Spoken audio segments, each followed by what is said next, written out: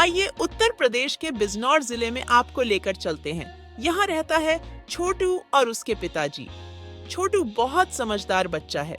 उसे उसके पिताजी बहुत प्यार करते हैं। एक दिन छोटू खेल रहा होता है, तभी उसे केले दिखाई पड़ते हैं।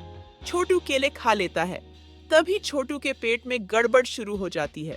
छोटू सोचने लगता है कि केले खाने से मेरे पेट का ये हाल हुआ है। तभी छोटू के सामने फिर से केले आ जाते हैं।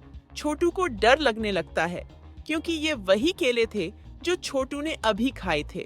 छोटू आगे बढ़ने वाला होता है, लेकिन केले में से आवाज आती है कि हम जादुई केले हैं, तुमने हमें खा लिया है छोटू।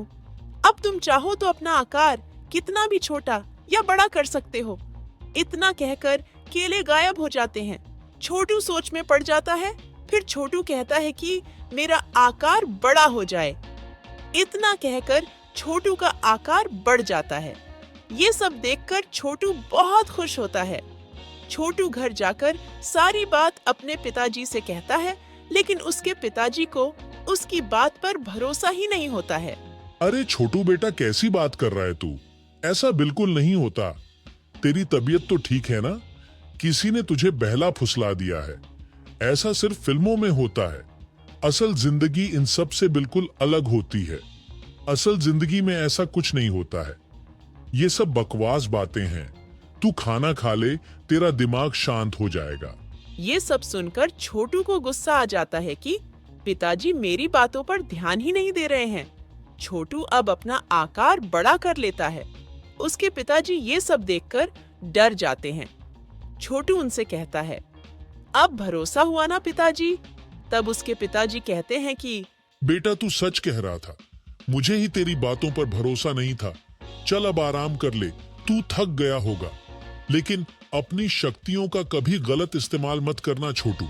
अगले दिन गांव में चोर आ जाते हैं। सब लोग डर जाते हैं। चोर सबको धमकाने लगते हैं।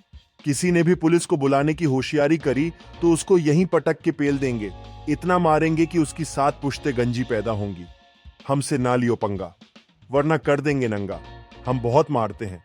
हम इतने खतरनाक है कि दूर दूर जब कोई बच्चा रोता है तो उसकी माँ कहती है, बेटा सो जा, बेटा सो जा, वरना गुल्ला भाई आ जाएगा। हम बहुत खतरनाक हैं।